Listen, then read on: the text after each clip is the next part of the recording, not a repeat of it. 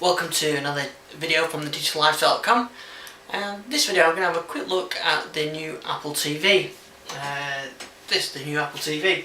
I've been a user of the older Apple TV for a while now, and I've had it hacked and been able to get some extra stuff, so it integrates it better with Media Center, but my kids really like it for music and the music interface and the UI. So this is the old Apple TV with hard disk storage in it, and like I said, I could hack it and do other things. This is the new Apple TV, so obviously a lot smaller, but there's no local storage on this, so you can only stream content from iTunes on your local network or from the iTunes store. And iTunes has to actually be open, not just, there's no service, which seems a bit strange, but anyway, that's the way it is. You've got to have it iTunes running. I think there are a couple of ways around it, but so the out of the box you can't. So this is the new Apple TV, and I'm going to connect it up and just give you a quick overview of it. So far I really quite like it. So main differences, as I said already, it's a big size difference.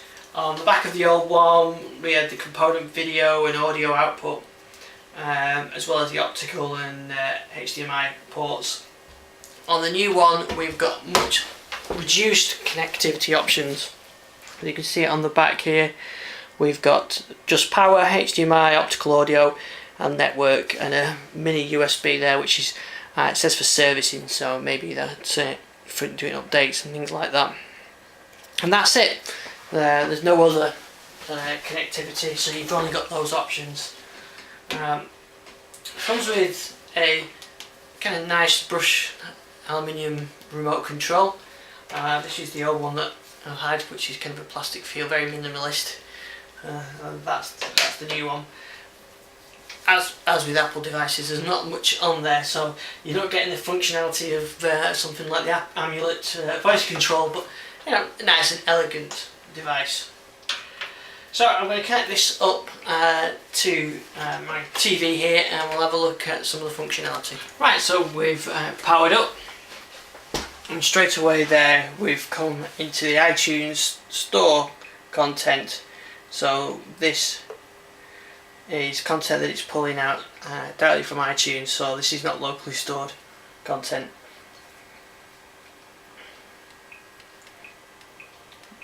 So I can just go through and browse the movie libraries.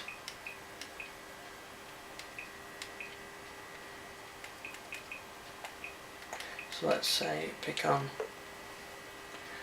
content, and from here I can rent it, add it to my wish list, or let's do a quick preview.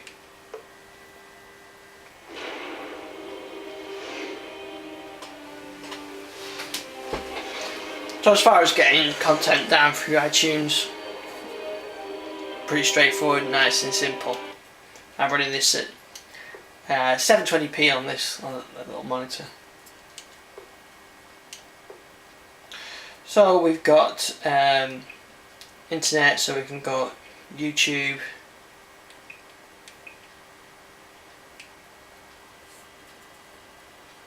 probably best to avoid trying YouTube content, and we can go to podcasts.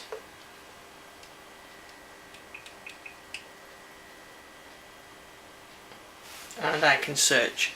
Now, one thing you can do if you've got an iPad or an iPhone or an iPod is you can use the remote control app for iOS. So I can load that up there. So it's connecting to my device, and then from here I can type in the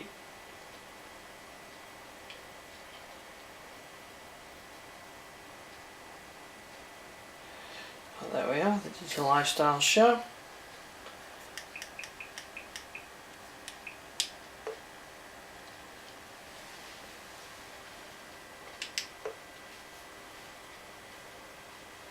And there's all the podcasts, so we can just start listening to that straight away.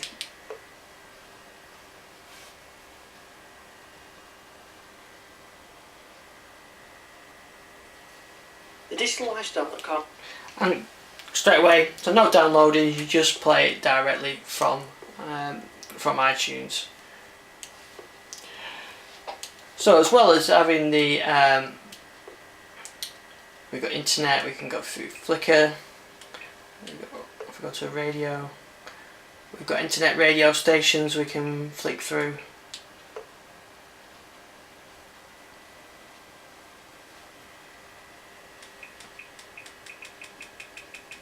So plenty of content in there. Let's just pick one at random.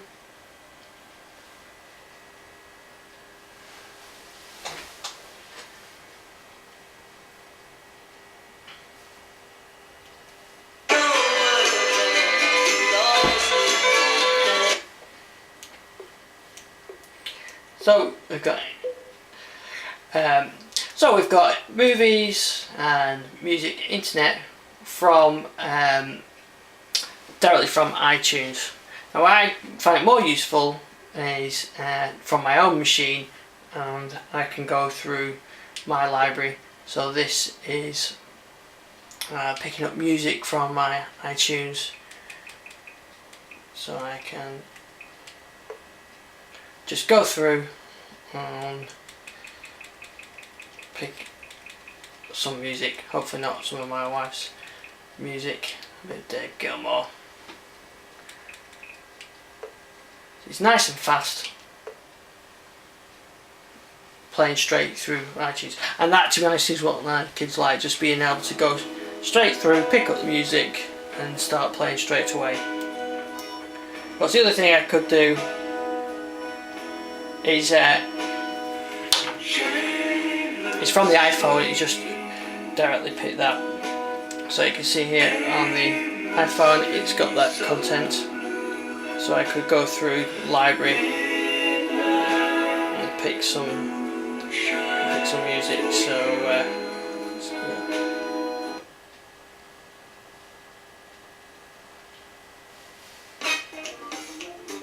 nice and easy to use. That's nice, but actually kids like using the remote as well. So I can get music content straight from my PC downstairs.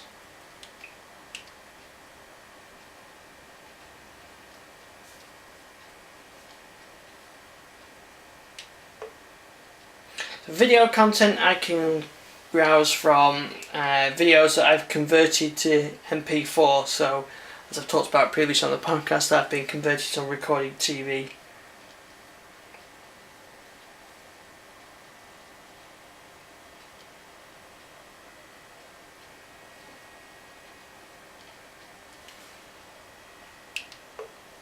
So this is actually a DVD that I converted to MP4, but it could be a recorded TV file that I converted as well.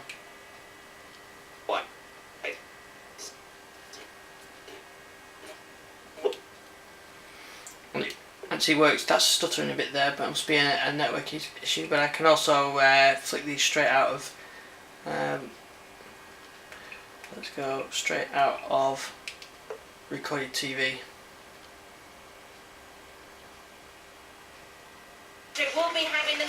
And that's recorded with the iTunes, one of favourite programs.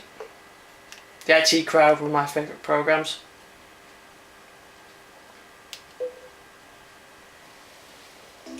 Moss has mixed some grand designs and that, DVDs. It's the IT Crowd. It's next. And recorded TV playing fine there. So you've got to convert it. Use something like MC Buddy to convert that.